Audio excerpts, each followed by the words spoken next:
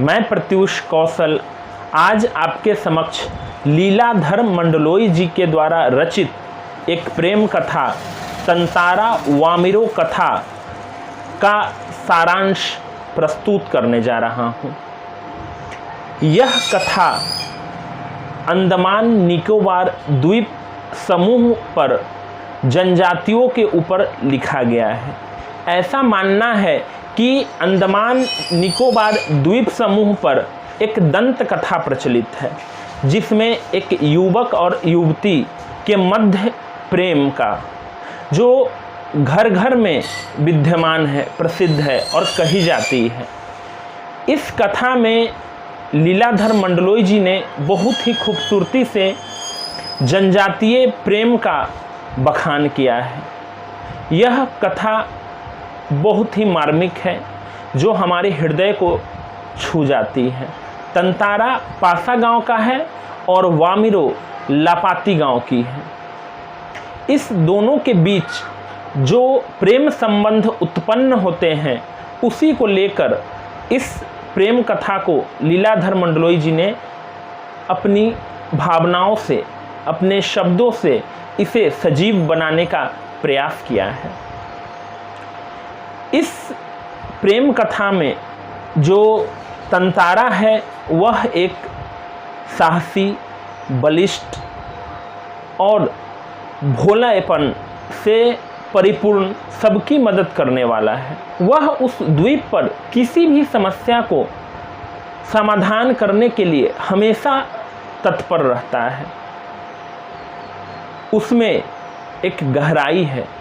वह लोगों की सहायता करना अपना परम कर्तव्य मानता है और इसी को लेकर वह चर्चा का विषय पूरे गांव में रहता है। उसका शारीरिक सौष्ठव अति आकर्षक है और उसके पास एक लकड़ी का तलवार होता है, जो वह अपनी कमर में हमेशा बांधे रहता है। एक दिन वह अपने कार्यों को परिपूर्ण करके समुद्र के किनारे टहल रहा होता है। संध्या का समय होता है। उस समय अचानक उसे एक मधुर गीत सुनाई देती हुई उसके कान में पड़ती है। वह उसकी ओर आकर्षित होने लगता है।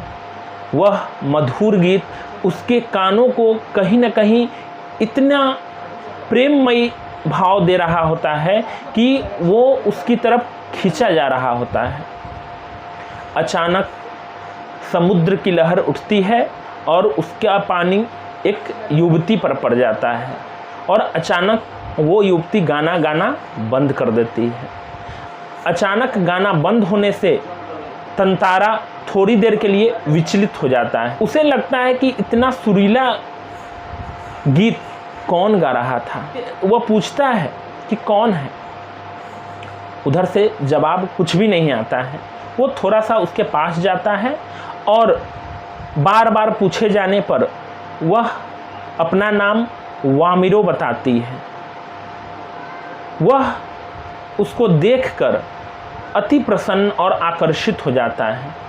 कहीं न कहीं एक युवती होने के कारण वामिरो थोड़ा सा बेरुखी से जवाब देती है, लेकिन कहीं न कहीं उसके अंदर, उसके अंतर मन में तंतारा सजीव रूप से चित्रित हो चुका था।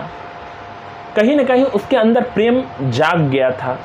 दोनों के अंदर एक ही भाव थे, लेकिन वो जाने लगती है। लेकिन तंतारा से रहा नहीं जाता। वो बोलता है, मैं कल फिर तुम्हारा यहीं पे इंतज़ार करूँगा। यह बात सुनकर वामिरो को थोड़ी बेचैनी होती है और वो चली जाती है वहाँ से। लेकिन घर पहुँचने के बाद वामिरो चाहकर भी तंतारा को भूल नहीं पाती है, क्योंकि उसको ऐसा लगता है कि वह जिस व्यक्ति को अपना पति बनाना चाहती है और जो भी गुण वो अपने पति में चाहती है, वो कहीं न कहीं तंतारा में दृष्टिगोचर हो रहा था।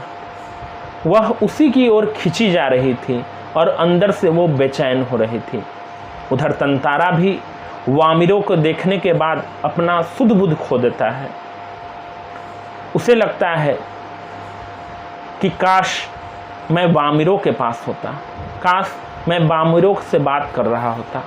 फिर संध्या का समय होता है और समुद्र किनारे तंतारा पहुंच गया होता है, और थोड़ी ही देर बाद जब वो नारियल के झुरमुट से देखता है तो एक युवती के आने का उसे परछाई दिखाई देता है।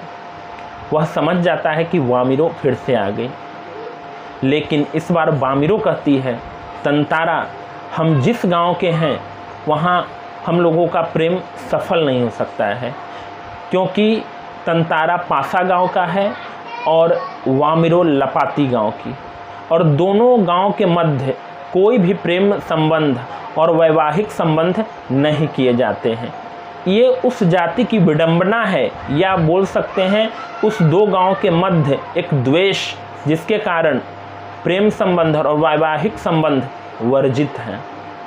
इस बात को लेकर वामिरों चिंतित होती है और उसको लगता है कि उसका प्रेम सफल नहीं होने वाला है, लेकिन फिर भी तंतारा के कहने पर वामिरों अपना प्रेम संबंध आगे बढ़ाती है।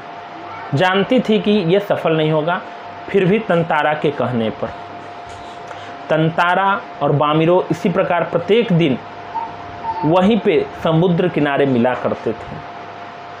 एक बार पशु पर्व मनाया जा रहा था पासा गांव में। उस दिन तंतारा की निगाहें कहीं न कहीं अपनी प्रेमिका वामिरों को खोज रही थी, लेकिन थोड़ी ही देर बाद वामिरों दिखाई देती है।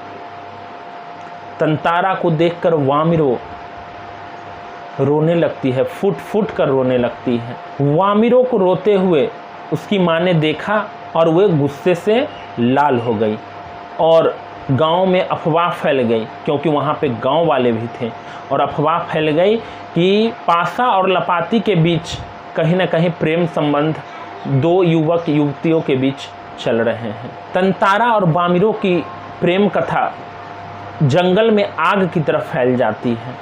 लोग गुस्से में आकर इसका विरोध करने लगते हैं।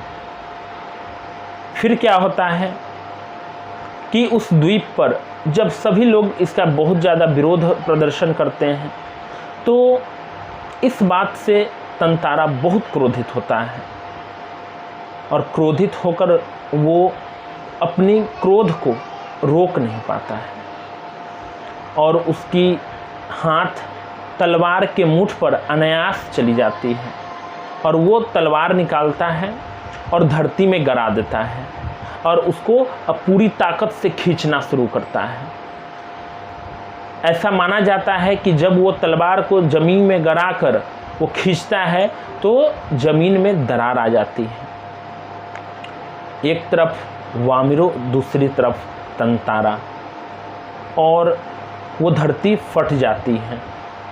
फटने के बाद वहाँ से वामिरों तंतारा तंतारा तंतारा का रट लगाए रखती है, क्योंकि तंतारा अब फिसल रहा है, और वो जो भूखंड जो आधा होके गिर रहा था समुद्र में, वो उस पर से फिसलता हुआ तंतारा समुद्र की गोद में जा रहा है, और उसको वामिरों सिर्फ देखती रह जाती, वो कुछ कर नहीं पाती है, क्योंकि उस समय द्वीप दो भागों में खंडित हो जाता है, एक तरफ वामिरों, दूसरी तरफ तंतारा, और वो बहते बहते तंतारा समुद्र में कहीं खो जाता है, जो बाद में वो बहकर कहाँ जाता है ये पता नहीं चल पाता।